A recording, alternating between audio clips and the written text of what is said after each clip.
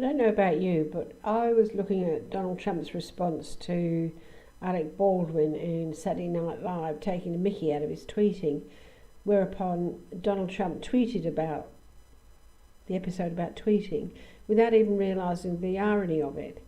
So what I want to do with this video is actually to look at some of the astrology surrounding Hillary Clinton and Trump, mainly focusing on Trump because obviously he's the putative president.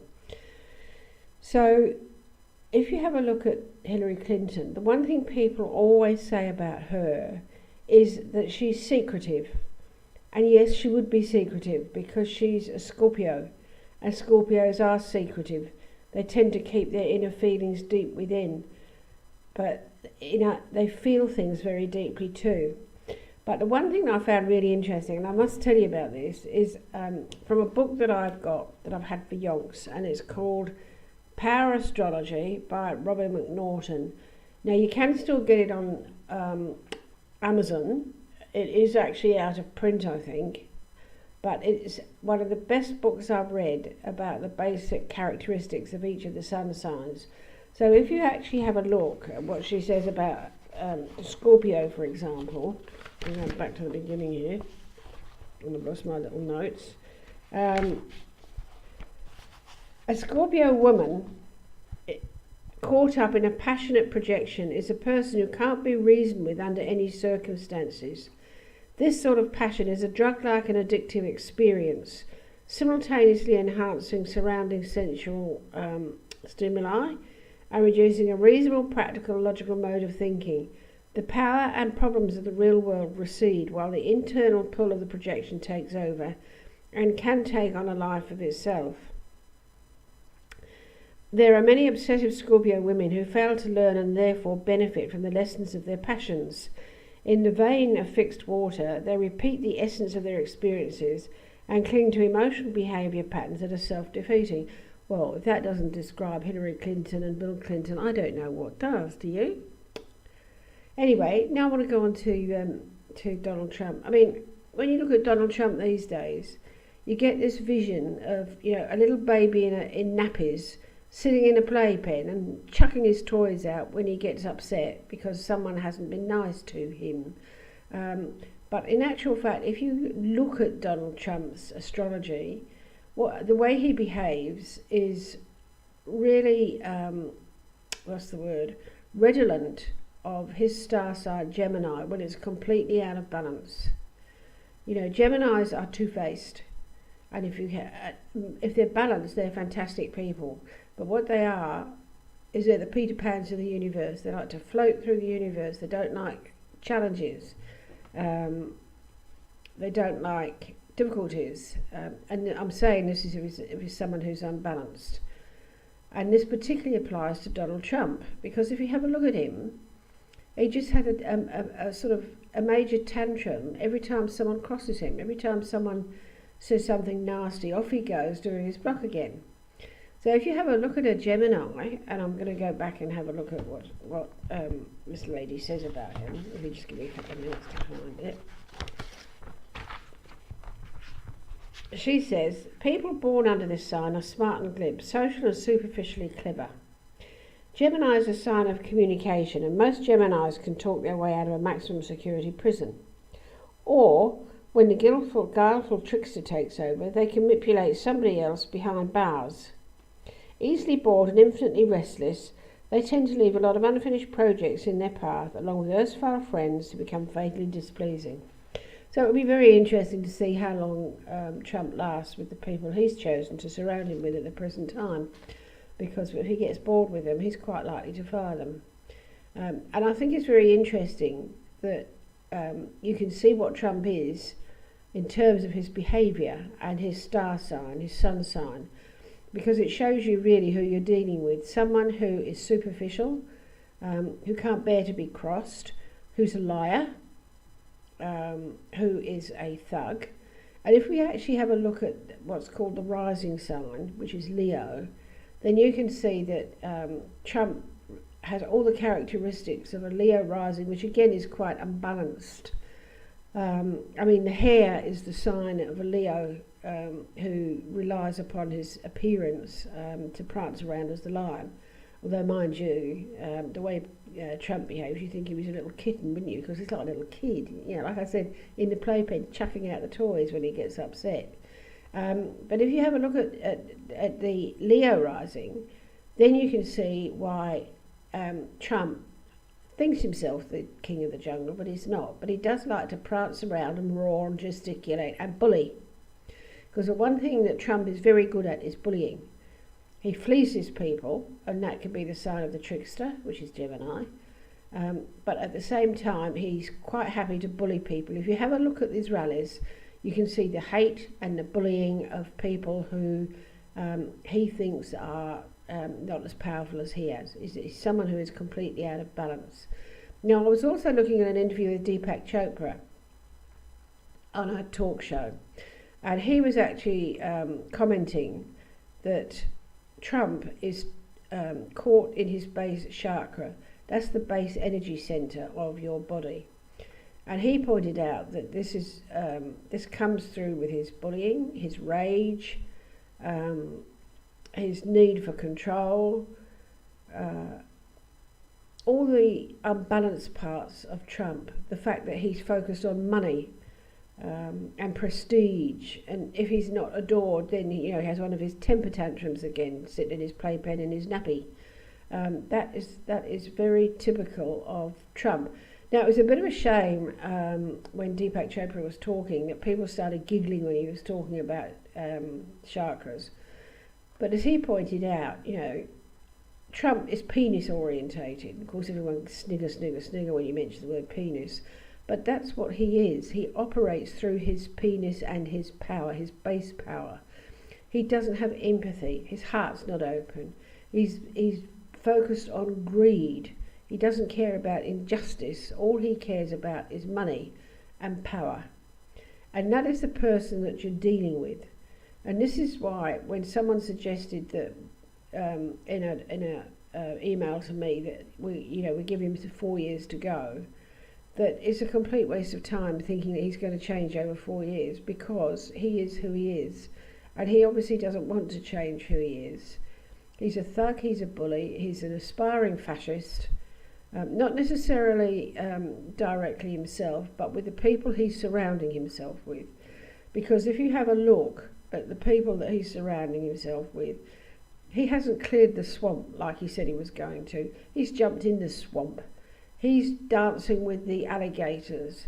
He's dancing with the crocodiles. He's part and parcel of the swamp.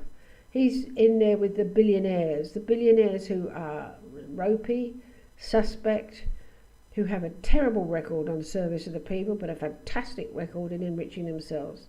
So this is really what you're dealing with. And personally, I think I'd rather have had Hillary Clinton. I know a lot of people go on about how awful she is and she's a warmonger. Yes, she is.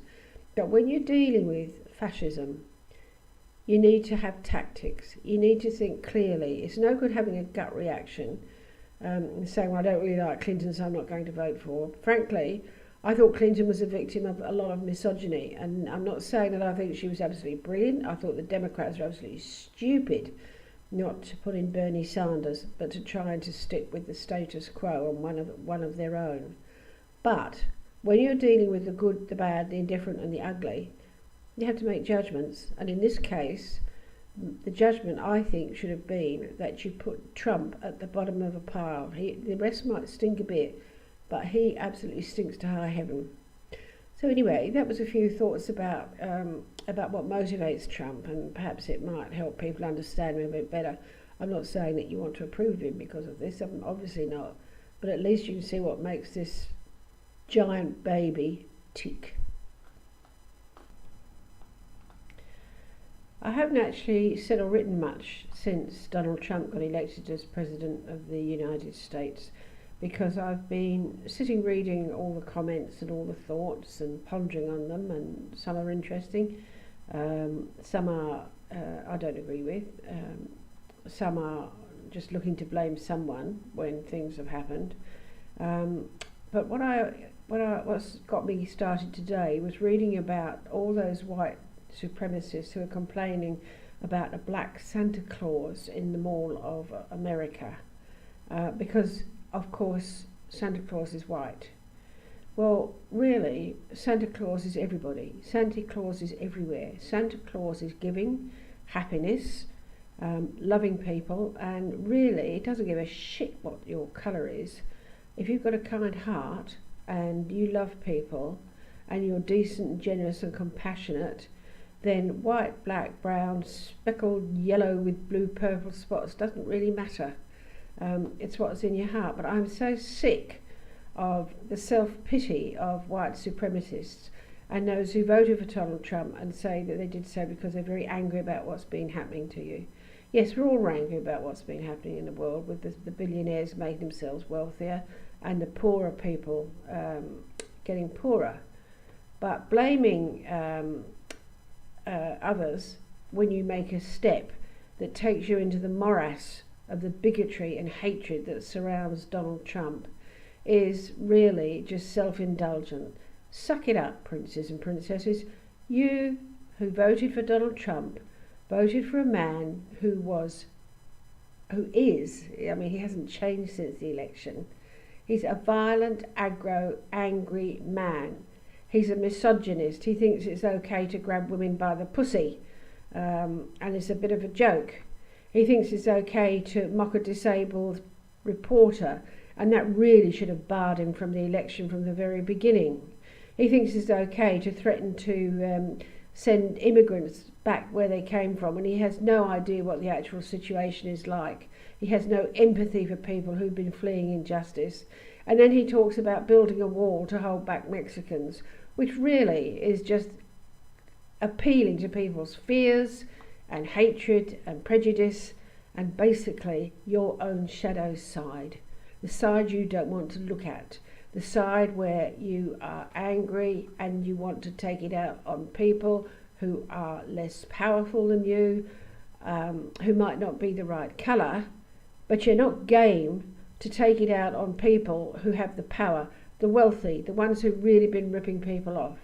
So as far as I'm concerned, I sat and thought about it, that I ought to be kind, I ought to be sensitive, I ought to understand people's problems. And I do understand people's anger, because I get angry myself. But I will not sit quietly when people will vote for a guy who is a fascist. And the reason I'm saying that is because I was born in the post-war era. I played on bomb sites where houses have been flattened, although I had no idea what a bomb site meant. But people died when those houses were flattened by German bombs. And I remember looking at a book that my parents had hid from me, but you know, kids find books everywhere, and seeing a picture of a Jewish man who'd had the Star of David engraved on his face. The flesh had been cut out completely, and he had the Star of David as a hole in his face. And I remember seeing the pictures of the concentration camps, the people laid out in rows, dead, bones.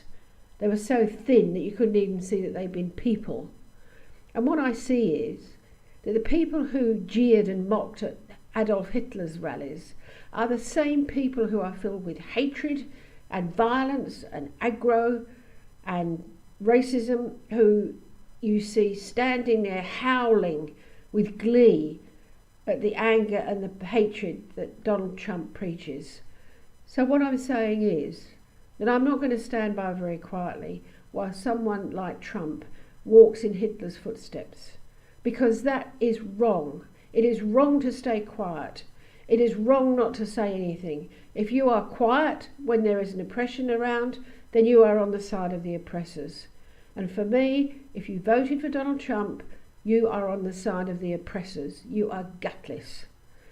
And I want to wind up by saying also, in context of that, that I'm really heartened by the fact that I see so many good people step forward and are opposed to what Trump is doing, are appalled at his bigotry, are really unnerved by the fact that people could stand there and say that, oh yes, well, we need to give him time because perhaps he can change. He won't change.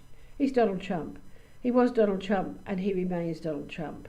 But in the process of bringing him out, of sort of lancing the sore, the pustule that he is. It's also galvanising people, good people, kind people, people who want to stand by their neighbours, who want to embrace those of colour, who are kind and generous and are absolutely appalled by what is happening, who step forward when people are being abused. Because that's the other thing that gets me about those who vote for Trump, or those who vote for, say, Pauline Hanson in Australia, who preaches hate and bigotry. When you back them, you're not the ones who suffer the abuse. You're not the ones who get shouted at in the street. You're not the black person who gets shot by the coppers and then the white person gets released because, you know, a black person's life is undervalued. No, you don't suffer from your bigotry. You put it out, but you don't actually have to put up with it. It's kids in school who get told by their other fellow students that they need to go back where they come from. You know, it's not you who suffer, and that's why in the end I decided that I really didn't feel terribly spiritual about the whole thing. I really didn't feel like I was going to say, I will pat you on the head and say, oh, you're doing so badly, darling. Yes, I can understand why you voted for Trump. I don't give a toss why you voted for Trump. If you voted for Trump, own it. But if you own it, then you have to say that you are a bigot, you're hypocritical, you don't like women, you don't like people of colour, you don't like anyone who is of a different religion of yours. In other words, you yourself, you're a bigot. So own it, suck it up, because I've had it with trying to justify people who look at Trump and say, thank you, Jesus, for giving me Trump. Because Jesus is someone who was kind to people. He fed the hungry. He hated those who ripped off the poor. He didn't judge people. And that's what we should be aspiring to. And that's what I actually see rising around the world now. People who are fed up with populism, who understand the dangers of it, and who are organising for people's movements everywhere. As, for example, the wonderful success of those at Standing Rock who brought an end to an illegal pipeline. That's where we should be going, folks. Standing with each other, loving each other, living in harmony. And screw anyone who voted for Trump, because, quite frankly, I've got no sympathy for you whatsoever.